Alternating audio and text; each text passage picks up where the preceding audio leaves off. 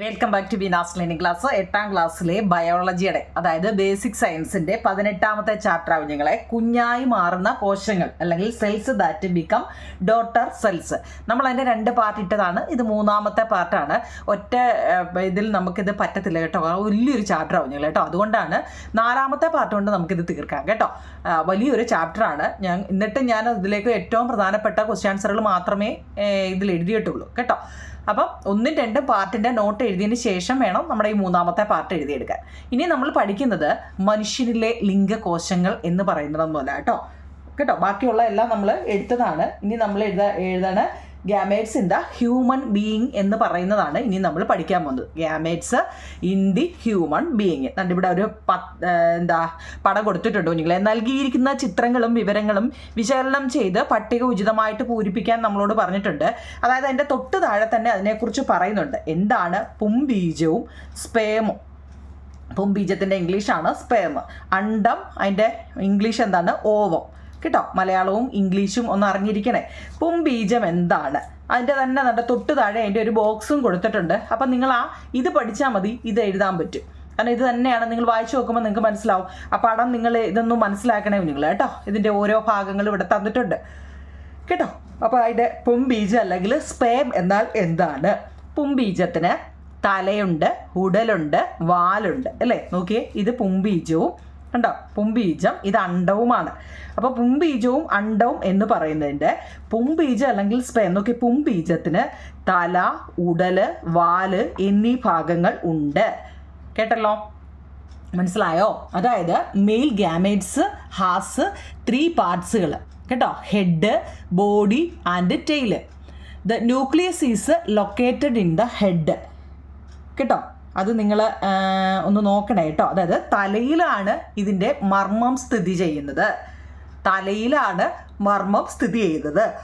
വാൽ ഉപയോഗിച്ച് ദ്രാവക മാധ്യമത്തിൽ ചലിക്കുവാൻ ഇതിന് കഴിയും.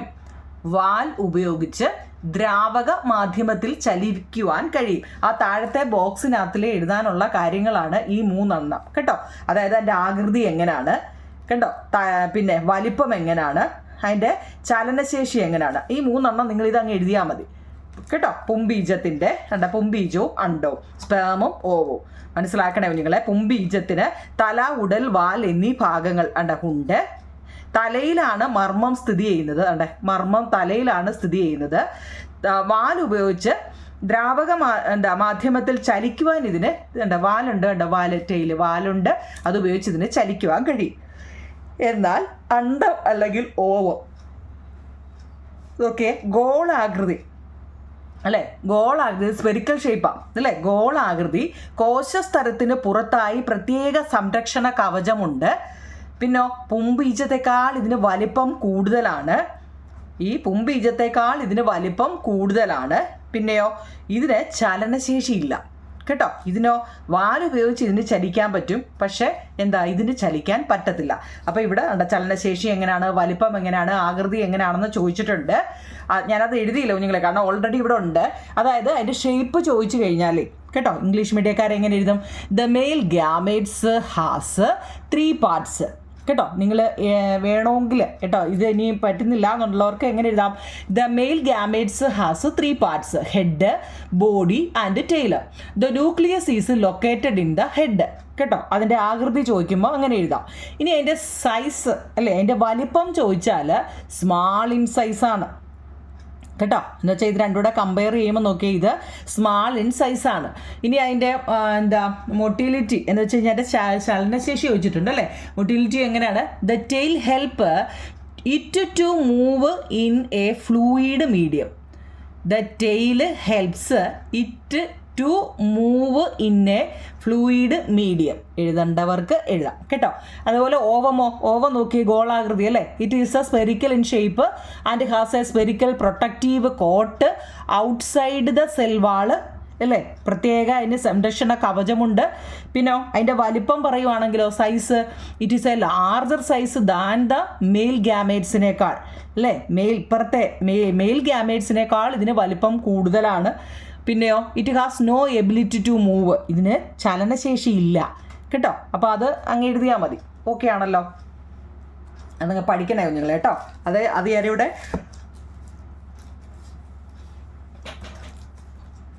കണ്ടോ കാണാൻ പറ്റുന്നുണ്ടല്ലോ.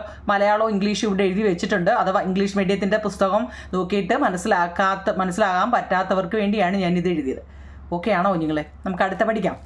അടുത്ത അതിൻ്റെ തൊട്ടിപ്പുറത്ത് നോക്കിക്കേ, ബീജസംയോഗത്തെക്കുറിച്ചാണ്. എന്താ കുഞ്ഞുങ്ങളെ? ബീജസംയോഗം അതായത് നമ്മുടെ വൃഷണത്തിൽ രൂപം കൊള്ളുന്ന പുംബീജങ്ങളും പ്രോസ്റ്റേറ്റ് പോലുള്ള ഗ്രന്ഥികൾ ഉൽപ്പാദിപ്പിക്കുന്ന സ്രവങ്ങളും ചേർന്നതാണ് ശുക്ലം അല്ലെങ്കിൽ സെമൻ എന്ന് പറയുന്നത്. ഇത് ലിംഗത്തിലൂടെ പുറത്തു വരുന്ന പ്രക്രിയയാണ് സ്ഖലനം അല്ലെങ്കിൽ ഇജാക്കുലേഷൻ എന്ന് പറയുന്നത്. ലിംഗത്തിലൂടെ യോനിയിലെത്തുന്ന ഈ പുംബീജ കോശങ്ങൾ ഗർഭാശയം വഴി അണ്ഡവാഹിയിൽ എത്തുന്നു. കേട്ടോ, അത് ഒരു ക്വസ്റ്റ്യൻ ആൻസർ ആയിട്ട് നമുക്ക് എഴുതാം. എന്താണ് ഫെർട്ടിലൈസേഷനുമായിട്ട് ബന്ധപ്പെട്ട വാട്ട് ഈസ് ഇജാക്കുലേഷൻസ്? കേട്ടോ, ഇംഗ്ലീഷ് മീഡിയക്കാരെന്താവും നിങ്ങളെ EJA ആട്ടോ, ഇജാക്കുലേഷൻ. അല്ലെങ്കിൽ മലയാളം മീഡിയക്കാർക്ക് സ്ഖലനം എന്നാൽ എന്താണ്? Semen is A combination of a sperm cell formed in the testis and secretions produced by glands like the prostate. The process by which semen is expelled through the penis is called ejaculations. ആ പേര് ഓർത്ത് വെച്ചേക്കണേ. അതായത് നമ്മുടെ വൃഷണത്തിൽ രൂപം കൊള്ളുന്ന പുംബീജങ്ങളും prostate പോലുള്ള ഗ്രന്ഥികൾ ഉൽപ്പാദിപ്പിക്കുന്ന സ്രവങ്ങളും ചേർന്നതാണ് ശുക്ലം എന്ന് പറയുന്നത്. ഇത് ലിംഗത്തിലൂടെ പുറത്തു വരുന്ന പ്രക്രിയയെ സ്ഖലനം എന്ന് പറയുന്നു. കേട്ടോ, അതിൻ്റെ തൊട്ടു താഴെ അണ്ഡാശയത്തിൽ നിന്നും അണ്ഡവാഹിനിയിലെത്തുന്ന അണ്ഡവുമായിട്ട് ഈ പുംബീജം സംയോജിക്കുന്നു. അണ്ഡം പുംബീജവുമായിട്ട് സംയോജിക്കുന്ന പ്രക്രിയയാണ് ബീജസംയോഗം എന്ന് പറയുന്നത്. ഫെർട്ടിലൈസേഷൻ എന്നാൽ എന്ത്? കേട്ടോ, ഈ ബീജസംയോഗം നടക്കാതിരുന്നാൽ എന്താണ് സംഭവിക്കുന്നത് എന്നൊരു ചോദ്യമുണ്ട്. കേട്ടോ, അങ്ങനെ അങ്ങ് ചോദിക്കാം, എങ്ങനെയാണ് ഈ ബീജസംയോഗം നടക്കുന്നത് എന്നൊരു ചോദ്യമുണ്ട്, ഇല്ലയോ നിങ്ങളെ? അങ്ങനത്തെ ചോദ്യം ചോദിച്ചുണ്ടായോ? അപ്പോൾ ഇവിടെ നോക്കിയാൽ ലെഫ്റ്റ് സൈഡിൽ 18.7 ഒരു പടം, അതായത് ഇവിടെ തൊട്ട് താഴെ ഒരു പിക്ചർ കൊടുത്തിട്ടുണ്ട്. കണ്ടോ, അണ്ടോത്സർജനം കാണാൻ പറ്റുന്നുണ്ടോ? അണ്ടോത്സർജനം അത് ബീജസംയോഗം നടന്നാൽ അവിടെ നിന്നും സിക്താണ്ഡം, ഭ്രൂണം ഇവയൊക്കെ ആയിട്ട് പടം കാണാൻ പറ്റുന്നുണ്ട്. ഇത് ഭ്രൂണം കണ്ടോ, സിക്താണ്ഡം, ബീജസംയോഗം നടന്നത് മനസ്സിലായോ? ഇനി ബീജസംയോഗം നടക്കാതിരുന്നാൽ നമുക്ക് ആർത്തവം അല്ലേ, മെൻസറേഷൻ അല്ലേ, മെൻസസ് പീരീഡ്സ് ഉണ്ടാവും.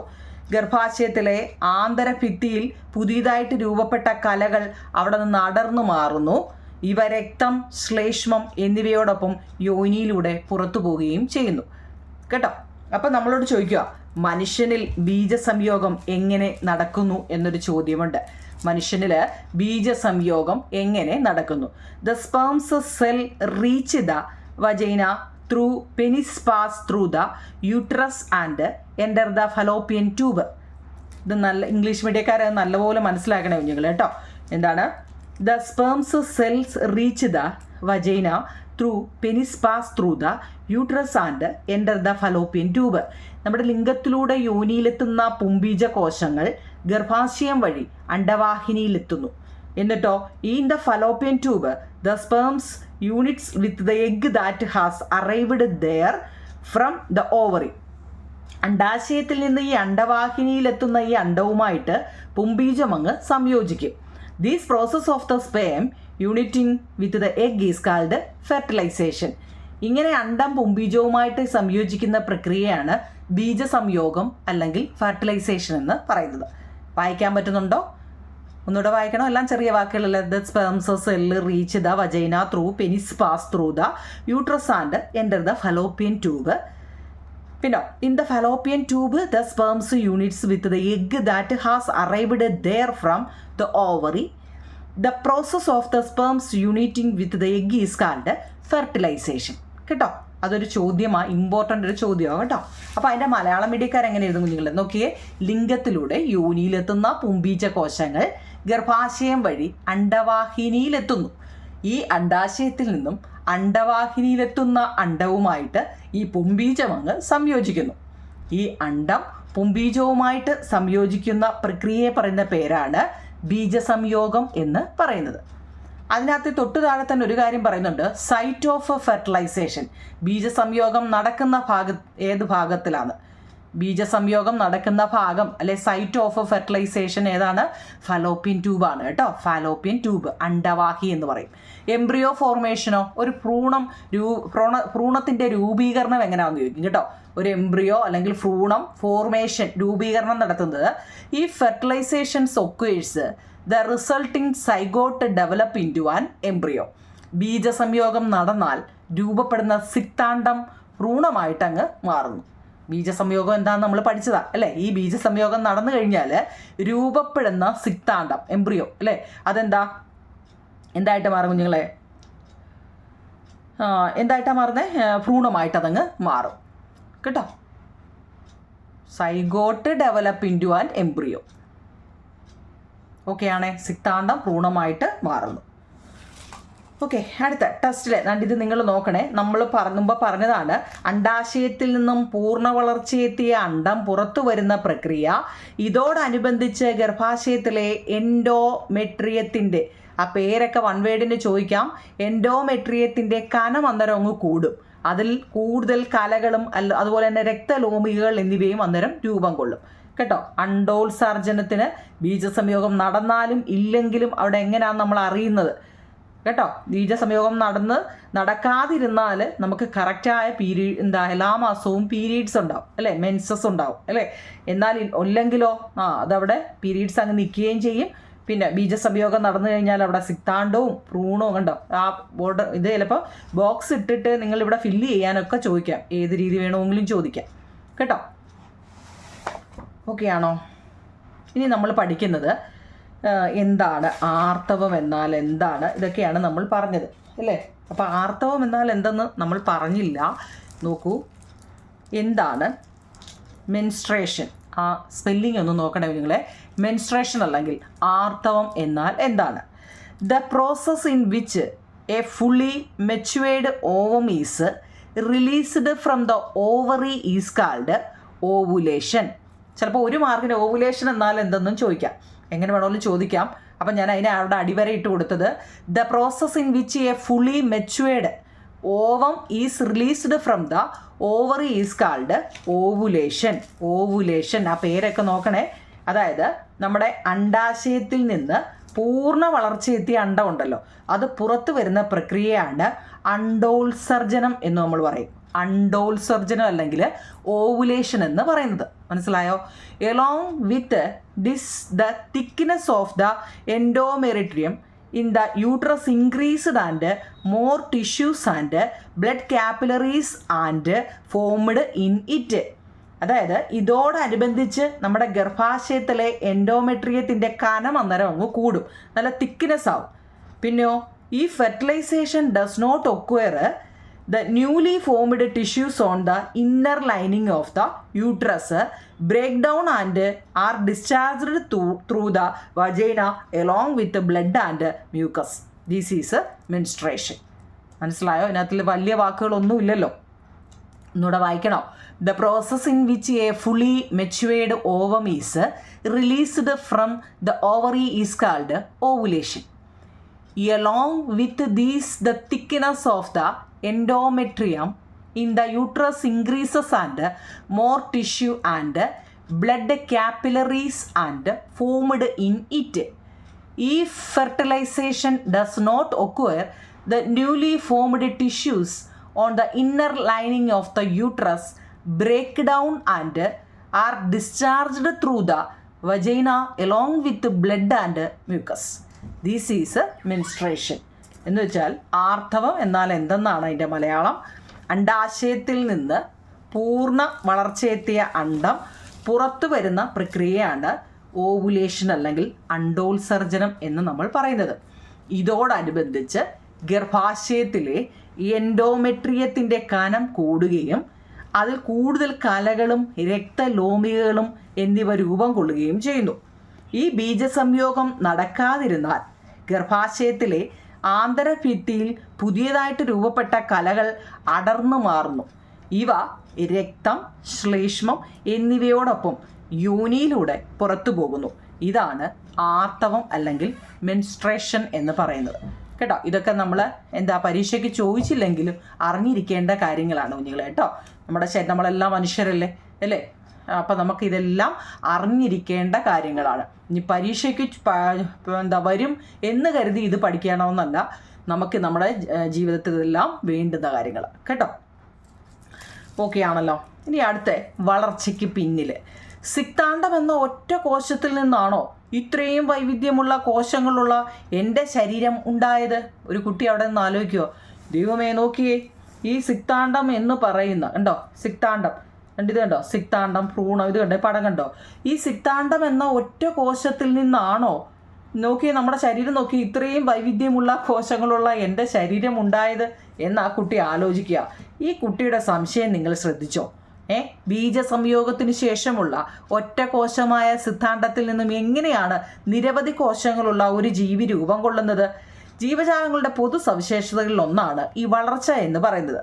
ഇതുമായിട്ട് ബന്ധപ്പെട്ട് ചുവടെ ചേർത്തിരിക്കുന്ന ചിത്രീകരണം ഒന്ന് വിശകലനം ചെയ്യാനാണ് നമ്മളോട് പറയുന്നത്. മനസ്സിലായോ നിങ്ങളെ? നോക്കിയേ, ഇവിടെ പറയുന്നുണ്ട് കോശ വിഭജനം, കോശത്തിൻ്റെ വളർച്ച, കോശ വൈവിധ്യവൽക്കരണം. കണ്ടോ, അത് വളർച്ചയുടെ ഇത് ആരോ മാർക്ക് കൊടുത്തേക്കുന്നുണ്ടോ? കണ്ടോ, ഫസ്റ്റിൽ സിക്താണ്ഡം കേട്ടോ, ഫസ്റ്റ് സിക്താണ്ഡം നല്ലപോലെ നോക്കണേ കുഞ്ഞുങ്ങൾ കേട്ടോ. സൈഗോട്ട്, സിദ്ധാന്തം എന്ന് വെച്ച് കഴിഞ്ഞാൽ സൈഗോട്ട്. നിങ്ങളുടെ ഇംഗ്ലീഷ് മീഡിയത്തിൻ്റെ പുസ്തകം ഒന്ന് നോക്കണേ, സൈഗോട്ട്. പിന്നെയോ രണ്ടാമത്തത് സെൽ ഡിവിഷൻ.